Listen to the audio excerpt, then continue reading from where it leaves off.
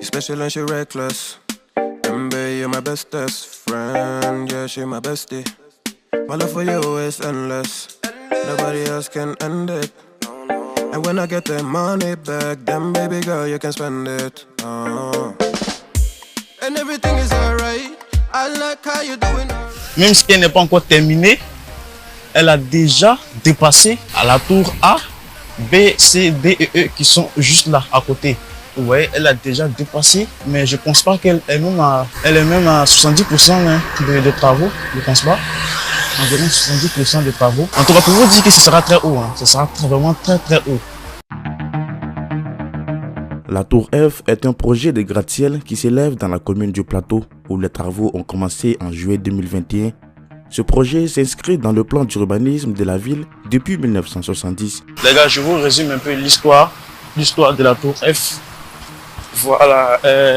En fait, c'est un projet qui a été inscrit depuis les années 1970 dans le plan d'urbanisation du gouvernement. Voilà, donc le projet, en soi, il va permettre de regrouper l'ensemble un certain nombre de bureaux du gouvernement qui sont dispersés dans la ville. Voilà. Donc comme la tour F fera presque 400 mètres de hauteur avec plus de 76 étages, elle va servir à regrouper ces projets-là dans un seul endroit en fait. Donc elle a coûté 250 milliards de francs CFA pour la construction. Oui, le coût total des travaux est estimé à environ 250 milliards de francs CFA, soit l'équivalent de 450 millions d'euros. Après 5 ans d'études réalisées entre 2016 et 2021, la construction a enfin été lancée. Une fois achevée, la tour F deviendra le gratte-ciel le plus élevé d'Afrique et constituera la 6e structure de la cité administrative.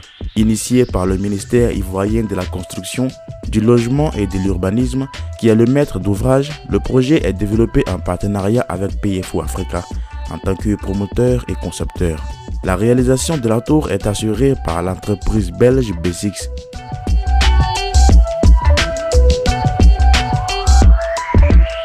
Il y a une certaine course à la plus haute tour qui se joue en Afrique, notamment au Maroc, en Afrique du Sud et dans certains pays. Voilà, je pense aussi, on n'a pas les mètres exacts, c'est-à-dire la longueur exacte de la tour. Voilà, parce que les pays sont dans une certaine course pour la plus haute tour en Afrique. Donc certains ont choisi de ne pas révéler le nombre exact de la longueur pour ne pas se faire dépasser par les autres. Sinon, en tout cas, ce qui est sûr, elle va dépasser les 400 mètres avec 76 étages.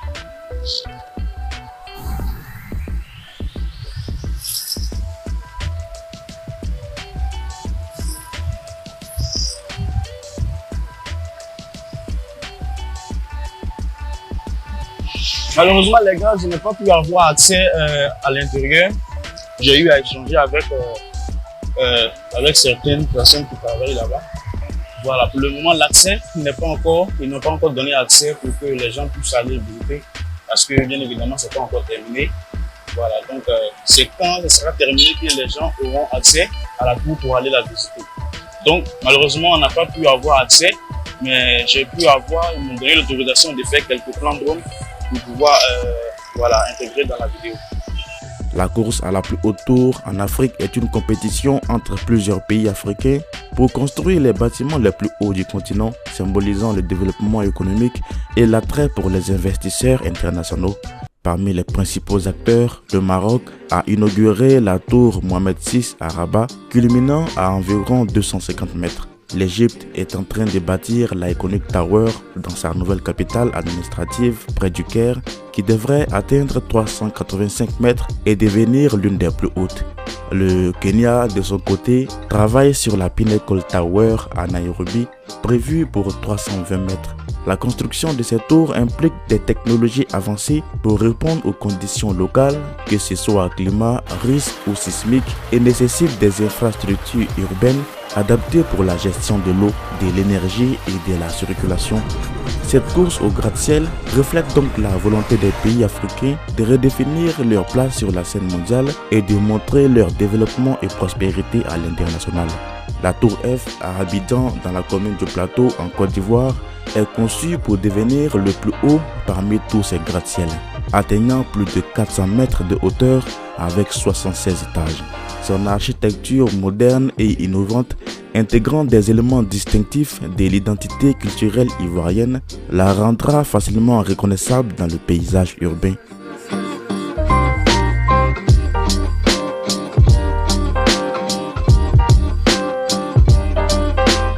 En fait, c'est un symbole aussi pour la Côte d'Ivoire, pour montrer aux autres pays qu'il y a une certaine progression dans le pays depuis 2 décennies. La Tour F et puis le pont, le 5e pont, ce sont vraiment des symboles forts qui vont montrer à toute personne qui vient dans le pays, on dit voilà, vraiment, on est vraiment en progression, on est vraiment un pays qui est en train de franchir un pas.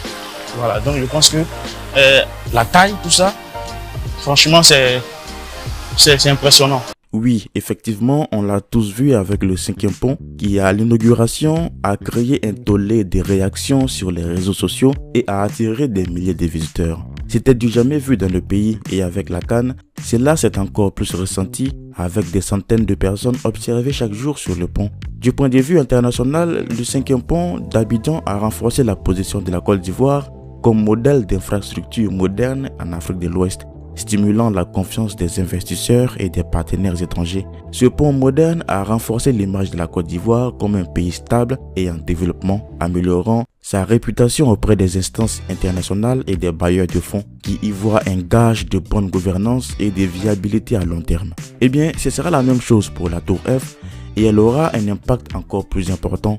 Une fois à Abidjan, il sera difficile de rater la Tour F et son impressionnante taille. Vous pouvez le voir, elle est juste là. Même si elle n'est pas encore terminée, elle a déjà dépassé la tour A et B qui sont juste là. À la tour A, B, C, D et E qui sont juste là à côté. Vous voyez, elle a déjà dépassé, mais je ne pense pas qu'elle est même à 70% de travaux. Je ne pense pas. Environ 70% de travaux. En tout cas, pour vous dire que ce sera très haut. Ce sera vraiment très très haut. Même là, rien qu'en filmant, j'ai déjà mal au cou parce qu'il faut vraiment soulever sa tête pour voir en fait l'extrémité qui est juste là-bas. Vous voyez?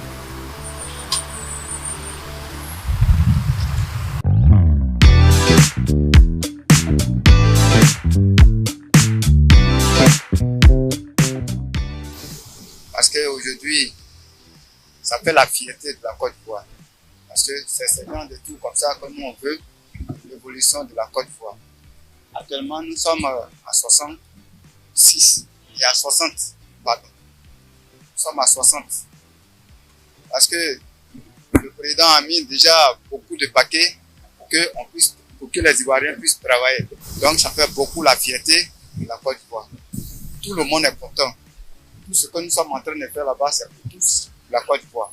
En fait, c'est les bureaux. Il y a les bureaux comme les coins de travail. On peut avoir n'importe quel genre de bureau là-bas, que ce soit la banque, que ce soit tout genre de bureau l'homme désigne. Et il y a jusqu'à 380 autour de la Tour F comme les bureaux. Comme vous l'avez entendu, la tour abritera des bureaux modernes destinés à des entreprises locales et internationales, des espaces commerciaux avec des boutiques et des restaurants, ainsi que des appartements de luxe offrant une vue imprenable sur la ville. Un espace d'observation est également prévu pour permettre aux visiteurs de contempler Abidjan et ses environs. Conçue avec des principes de durabilité, la Tour F intégrera des technologies vertes pour réduire son empreinte carbone avec des systèmes de gestion de l'eau et des espaces verts contribuant à l'embellissement de l'environnement urbain. Située dans le quartier d'affaires du Plateau, la tour sera facilement accessible et deviendra un point de repère dans la ville, créant des milliers d'emplois durant sa construction et son fonctionnement, tout en attirant des investissements locaux et internationaux. En tant que projet phare, la Tour F servira également des lieux pour des événements d'affaires et culturels, renforçant l'attrait d'Abidjan en tant que destination de choix pour les affaires et le tourisme. La Tour F, future plus haute tour de toute l'Afrique, aura un impact significatif et une forte symbolique en Côte d'Ivoire et dans le monde. Localement, elle incarne la modernisation et l'ambition économique de la Côte d'Ivoire, positionnant Abidjan comme une métropole dynamique et compétitive, capable d'attirer les entreprises internationales et de générer des milliers d'emplois dans la construction, la gestion et le commerce. Elle deviendra un symbole de fierté nationale pour les Ivoiriens, démontrant que leur pays peut rivaliser avec de grandes villes mondiales en termes d'infrastructures modernes. Sur le plan international, la Tour F marquera, comme je l'ai dit, la position de la Côte d'Ivoire dans la course africaine à la modernité architecturale, aux côtés du Maroc, de l'Égypte, du Kenya, et signale au monde entier son rôle croissant dans l'économie africaine. Elle renforcera l'attrait d'Abidjan pour le tourisme d'affaires et les conférences et agira comme un aimant pour les investisseurs internationaux en leur envoyant un signal de stabilité, de dynamisme et de vision futuriste. La Tour F s'imposera aussi comme un repère emblématique, consolidant la place de la Côte d'Ivoire en Afrique de l'Ouest et affirmant son potentiel sur la scène mondiale. Voilà, c'est tout pour ce petit reportage. J'espère que vous l'avez aimé. N'oubliez surtout pas de le partager partout où vous pouvez. N'oubliez pas de le partager partout où vous le pouvez, de vous abonner à la chaîne si ce n'est pas encore fait et d'activer la cloche des notifications. Et moi, je vous dis à bientôt pour une nouvelle vidéo.